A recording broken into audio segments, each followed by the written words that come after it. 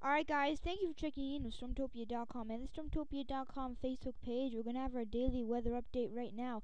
Current radar imagery showing lake effect and upslope snow showers for the Appalachians back into the Ohio Valley. Really no major accumulations. Further east, we've got rain offshore into the Canadian Maritimes. Also a storm making its way into the Pacific Northwest. We're going to have details on all of this as we go through time. Right now, I'm going to take you out to the NAM model, and what you can see here by the time we make our way out to Monday is a number of things at play. One of the things we're going to concentrate on first is very heavy rain off of the New England coast. It's going to happen through the day on Mondays. We're going to see these heavy rain bands, strong gusty winds as well, just rotating into the New England coastline. As we see a 1,000 or 995 millibar low just rotate just offshore. Further west at the same time, we just had a Pacific Northwest storm come through. Because of that, cold air back into the Pacific Northwest. Indian summer is trying to make a return into the eastern and central U.S. And in between, we've got a sandwich of rain and snow and sleet snow showers coming right on through the Rockies, and that will eventually strengthen into kind of a strung out 1,000 millibar low by the time we make our way out to Tuesday over the plains, and that will eventually start to turn off northward. Looks like some snow and some rain and some mix, but really light precipitation for the plains at this hour, or by the time we make our way out to Tuesday into Wednesday. Cool air is continuing to really just freeze over in the west. Now what happens here by the time we make our way out to Wednesday is a number of things, and all of them we need to concentrate on because we do have the potential for a storm to be produced. Now, what happens here by the time we make our way out to Wednesday? Another Pacific Northwest storm comes through, right? Well, here's the deal. That is like the third one in several days. So now we've got a lot of cold air back into the Pacific Northwest, back into the Intermountain West, and back into the plains. But here's the deal. We have a lot of warm air into the east. In between, we have a short wave exiting the Four Corners. Now, when you get a short wave sandwiched in between very warm and cold air, we saw what happened in the plains and in the Rockies. It blossomed into a storm. Well, when you have this kind of Gulf of Mexico moisture and even more cold air, it blossoms into more than just a storm. So I'll take you out to the imagery from the GFS out of the southern plains.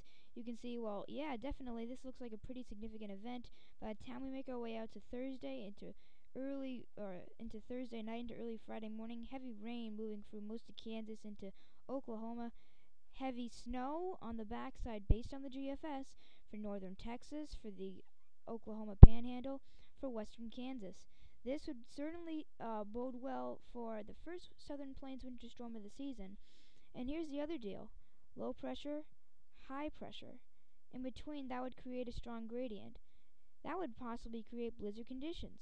Not saying it'll happen, because the GFS is the only model that really shows this kind of a storm. We're going to get to the others in just a sec. Beyond that, the GFS shows it kind of weakening, getting a little strung out as it moves back into the Ohio Valley, eventually producing some snow on the backside for the Great Lakes. However, I'll take you out to the DJEX model, which is kind of like the GFS, but it's a little bit different. It has a totally different idea of things here. Let me just try and... Okay, here's the DJEX model. Develops the storm, brings heavy rain and severe weather into the Arklatex into the western Mid-South. But let's go back here. Very little snow for the western southern plains. And then after that, the DJEX brings it through the Ohio Valley, maybe a little bit stronger than the GFS, but the same general idea, and then backside snow into the Great Lakes. When you look at these models, that is the trend amongst these models. Yet another model for you to take a look at here, some eye candy. Take a look at the Canadian. Really not an impressive. You say, Nick, where's the storm? Well, it barely even shows the storm. That little green blob that you see in western Kansas, about the size of a typical thunderstorm, is its version of the storm, and it just really weakens. Well, it doesn't weaken, but it's really weak from the beginning.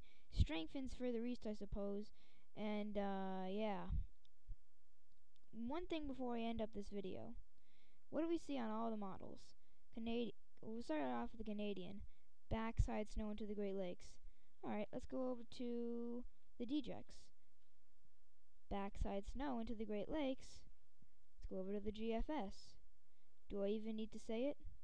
Look what happens here for Wisconsin into the UP of Michigan. That's where the models agree.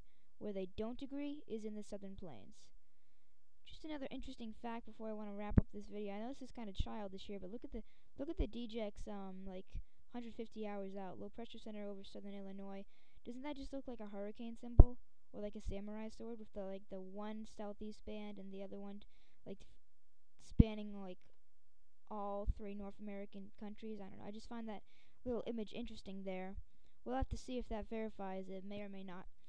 We'll just have to see how things work as we go through time, and I'll continue to keep you updated on the latest model developments, so stay tuned to Stormtopia.com and the Stormtopia.com Facebook page for the storm. Please spread the word about our website, and have a great day.